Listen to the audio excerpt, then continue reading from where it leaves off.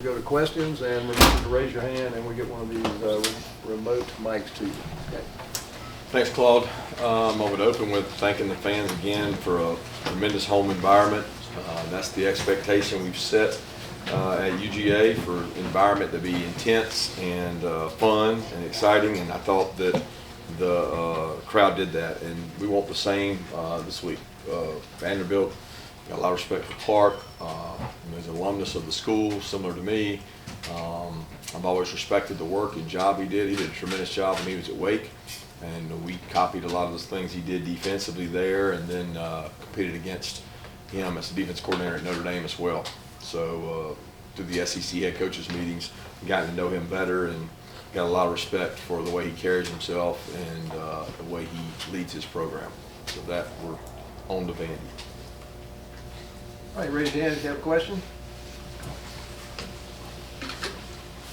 Kirby, after looking at the tape, is there any common thread you've noticed in the slower offensive starts in the first half over the past 2 weeks? Not that I can speak of. I mean, some missed opportunities, but the opportunity to grow and get better each day at practice, and our guys have kind of adopted the mentality that they're going to do that each and every day. They get to go against a really good defense in practice, and I think everybody defines slow differently. So I don't let our guys fall vulnerable to maybe what you think slow and what we think slow. I think that's a definition for each party. I think when you play in the SEC, you play against really good quality defenses, and usually at the start of the game, they're at their best.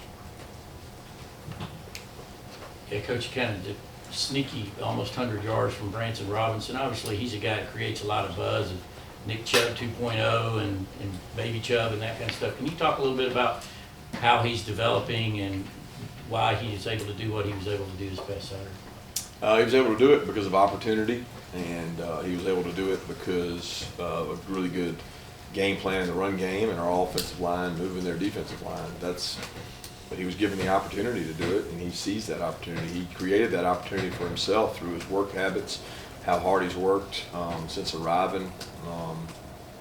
But it's not like he hadn't been talented the whole time he's here.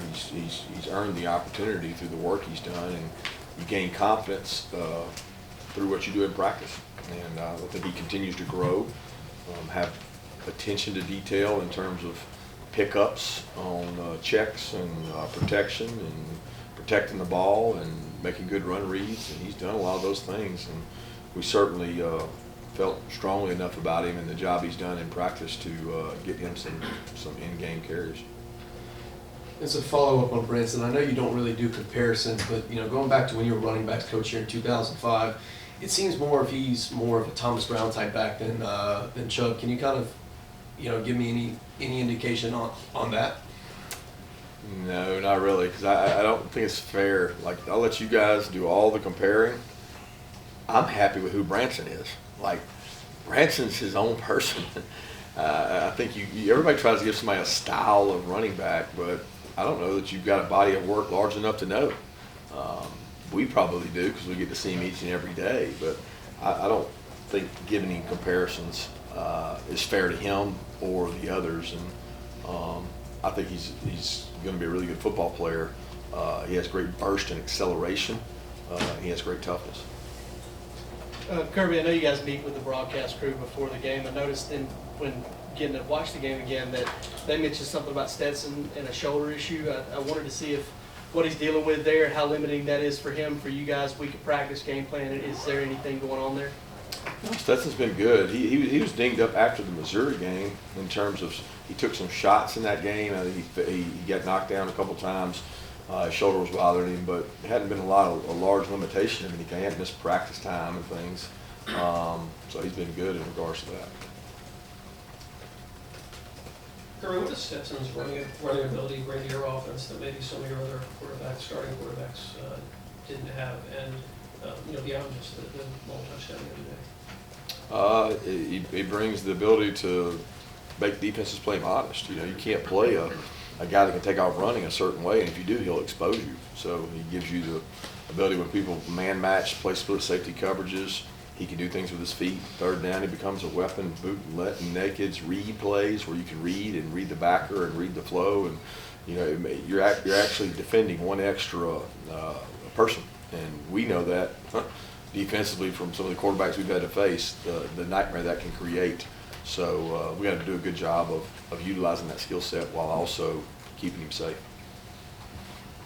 Kirby, I don't remember, maybe it's true, but 35 minutes of time of possession a game, what's the evolution of that been for this team? How is this offense, why has that worked for this offense?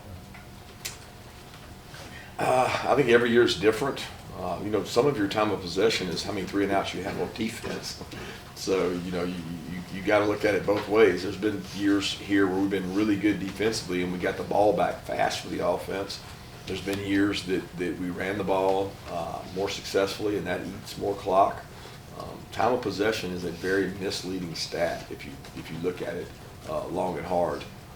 But it's something we pride ourselves on, and you know, finishing the first half, starting the second half fast, trying to be elite at doing those things. But it's not a stat that we overanalyze. We don't sit and talk about did we hold the ball long enough. We talk a lot more about plays. You know, did we get enough, the number of plays we got offensively, and then defensively, how many snaps that we played. I would much rather have disparity there than in time of possession. Just injury updates on Jalen Carter, Kendall Milton, and Shmuel London after, obviously Kendall leaves the game with a groin injury, and then Shmuel and Jalen don't play on Saturday. Yeah, don't know. I'll have to wait and see. I hadn't seen him yet, you know. So Jalen, obviously, we won't find out. He's every day he's getting better. He's rehabbing. He's doing more. I'll see more today. Smile was close to being able to go in the game. Didn't practice a lot last week. Hopeful to get him back this week, and the same with him. Coach, as far as their play as far as the point of attack play goes, as far as the defensive line is concerned, how do you think those guys did this past week, especially some of the younger players? Some good, some bad. And guess what? The exact same as every game. So you want to go measure everything by stats, but there's times we got cut out of our gap. There's times we got knocked off the ball. There's times we got bumped. Times we got beat. You go in the secondary, and times we did it right. You know, probably didn't have exactly the quarterback and the receivers to expose that. Sometimes when we didn't do it right, but I'm proud of the development those guys have had. They keep getting better, and we've got to get more guys on defense that can play winning football, and that's going to be the key down the stretch as we play these games coming up, including Vandy. You got to have more guys that can play with stamina. The more snaps you have to play.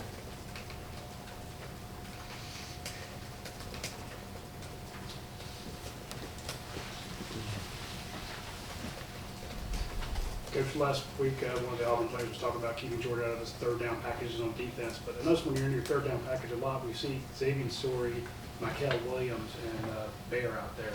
Some young guys on your money down. Can you talk a little bit about the faith you have in putting those 3 guys out there? Yeah, they've earned the right to be out there. They're extremely good athletes. They have quickness, explosive. Might not have the strength in terms of the core weight room. I mean, Bear's coming off of shoulder surgery. Michael's a freshman that went through spring, and then Masoria's a guy that came in and had not played a lot of football in high school because of injuries. So they all 3 have really good traits. I think one of the best things we do here at Georgia is take a freshman and say, what does he do really well? How do we utilize that in year 1?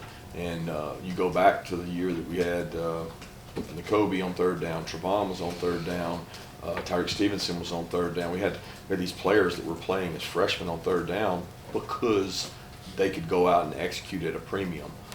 Some of those guys that you're talking about are playing out of necessity.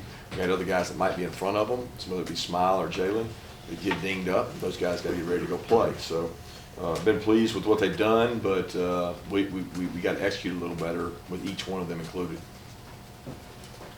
Kirby, you mentioned the opener kind of creating this monster of an impression people have of you and kind of expectations that every game will be like that. Is the games being closer, the last 3 games, a reflection maybe of opponents adjusting a little bit to you guys, or are there other factors, or is it just that you don't have to necessarily blow out teams 49-3 every game? Well, the factors truly are limitless when you factor in millions of things that come to impact a game, whether it's what they're doing, what we're doing, headspace, the location, time of day, the temperature. I mean, you could factor a million things into that. At the end of the day, you want to execute at a high level, and sometimes the person on the line across from you does a good job at the point of attack and stops that. And you got to find other ways to attack them where you can win at.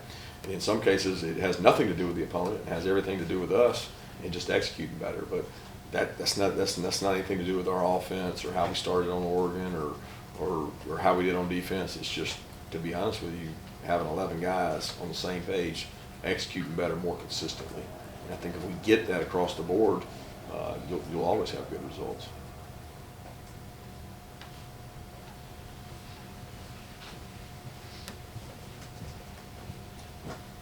Coach, you already talked about Xavier Story, but Ryan Davis was another guy that had to step up with Smell London being out. How would you describe his game yesterday on Saturday, especially in a spot where you got to communicate to both the front end and the back end and execute?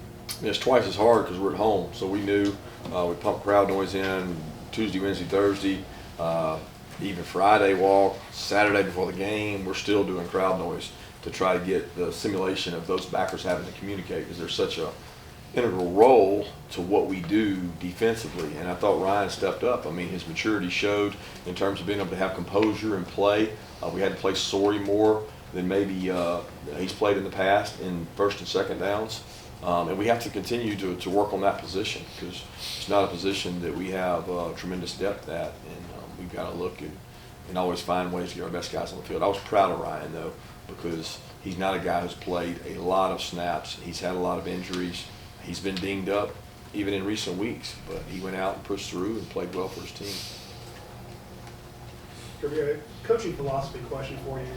When you have a guy that's struggling, a couple weeks ago you had Ladd McConkey with drop passes and a muff punt, when do you pull a guy? Is it based on position? Is it based on your faith in him? Or when, not so much pull, how do you stick with him? Do you change it by position? Do you have different criteria from position to position, or is it player to player? Just watch practice. Millions of reps of practice, and I put a lot of value on that. And we do all we can from a sports psychology standpoint, and you go out there and practice. And if you practice the right way with toughness, effort, energy, passion, and believe in yourself, then we're going to continue to believe in you. And I believe in all these guys we got. I see these guys work really hard every day in practice, so give them an opportunity to play free in a game and go cut loose. Coach, just the passing game the last few weeks, obviously Stetson missed some open receivers deep, but how in general do you feel like his ability is on deep balls, and then the passing game as a whole? Do you feel like that's struggling and needs to be tightened up, or it's just hadn't been necessary the last couple of weeks? I feel great about Stetson as a passer, always have. He does a tremendous job seeing the field. He does a great job going through his reads. He's got great arm talent. He can throw touch passes. He can anticipate throws as good as anybody in terms of anticipating a guy getting open while he's getting pressure. Seen him repeatedly do that here, and he's done a good job in the passing game. So very pleased with where he is in regards to that. Kirby, you guys jumped on Vandy early last season, and obviously a very lopsided result. In what ways do you see that program improving from your 1 year to on this coach? A lot. You start with the first game of the year. You know, they go out to Hawaii and play in a tough environment, tough time change. Very mature to handle that and play well. They played well last week. When you watch the Ole Miss tape, they came out and attacked and played well. I mean, well coached. So the expectation is that you're going to grow and get better. And everybody measures that in different amounts. I'm sure Clark has his way of measuring it, just like we have our way of trying to measure improvement. But they probably, to me, one of the most improved teams in our league in terms of the way they're playing right now. When you have a player as talented as Brock Bowers, how, as a coach, do you balance getting him the ball enough to make sure that he's consistently making an impact on this offense, but also not forcing him the ball where the opposing team knows he's going to get it and try and cover him up as triple coverage, as we saw on Saturday? Triple coverage? There was a play where Stetson threw him a ball and it looked like there were 3 guys right around him. Well, I'm going to be honest with you. I love you media guys, but if you think somebody's triple covering somebody, please send me video of that so I can see it, because that means we got somebody else wide open, okay? Now, he might have thrown it in the vicinity of somebody and they broke on it, but there is no football player known to man that is going to draw triple coverage. Okay, that's just not going to happen because there's too many good players around them, especially at the level we're at. But it's hard to answer that question because I don't even think I've ever heard it. But I don't think we can force the ball to Brock. We have to have touches for Brock. And if you go back and chart our games, there's when he touches the ball, usually good things happen. Also, what Brock does a really good job of is when he doesn't get the ball. Go look at Kenny McIntosh's run. Go look at the frog play where we ran Darnell and Brock on the perimeter for Kenny to set up a score. There's a lot of weapons that Brock does. And because Brock and Darnell are both really good point of attack blockers, it makes them really good in the play action as well. Coach, you talked about picking up some things from Coach Lee in the past. Is there any kind of example what you can give about, maybe not giving too many specifics about kind of some of the things you have learned from him? Well, really more studying scheme. They did a tremendous job at Notre Dame, if you remember. Played Notre Dame those years, and his defenses had elite tackling, really physical, disguised things really well, and he was the architect of that. And those are things that we copied in the off seasons.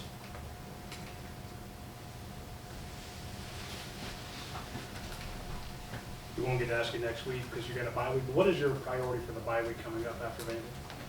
I didn't even thought about the bye week, Ronnie. I mean, I'm concerned with Vandy and getting our team better. To look at the bye week right now would be, would be dishonorable to Vandy. I mean, let's be honest. This is a good football team. I just told y'all they're one of the most improved football teams, and we respect and value that in our organization, how their kids will play and how they played last weekend.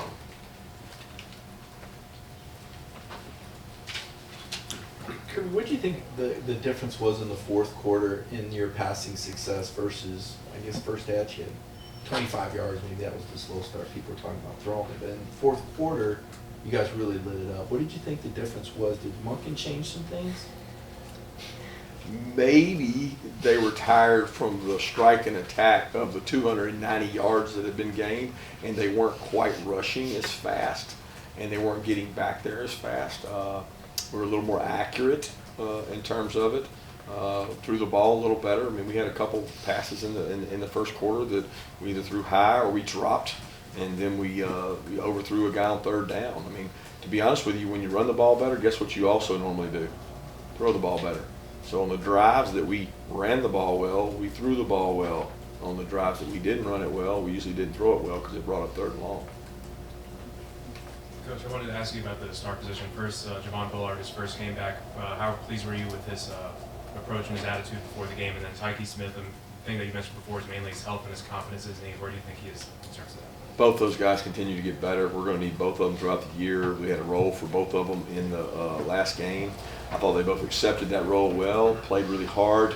Both had a couple, mental mistakes that you can't afford to make at that position that we didn't get exposed on. But I like the way both those guys practice, and I love the energy they kind of bring, and they kind of feed off each other, and proud of those guys. Coach, you want to get talking to Jackson Meeks in just a little bit. Kind of what has he done earlier this season to kind of open your eyes? Well, the number one thing he's done, he's been a special teams demon. You guys don't get to see it enough, but he's taken over a role on special teams in terms of kickoff coverage, punt return. He's really been really good at what he does. He executes his assignment.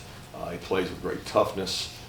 He's gotten some opportunities at wideout, but he's really physical. And that the whole culture and team building and special teams being first, he's really bought into that and brought kind of an air of toughness to that room that we haven't had in a while. Let's take two more questions.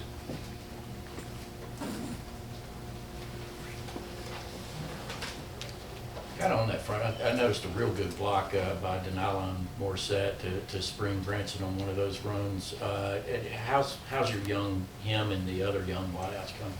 Doing well. Denalen has gotten better with each week. He was thrown into a little more action a couple weeks ago. He went a long time in camp without practicing, so he's still maybe 15, 20 practices behind the other guys. But I'll tell you what, when we've asked him to show toughness and make some plays, he's done it. Dylan Bell continues to do that. C.J. Smith has gotten better with every practice. I hope I'm not leaving anybody out, but I feel like those guys are getting better. Last question, anyone? far side.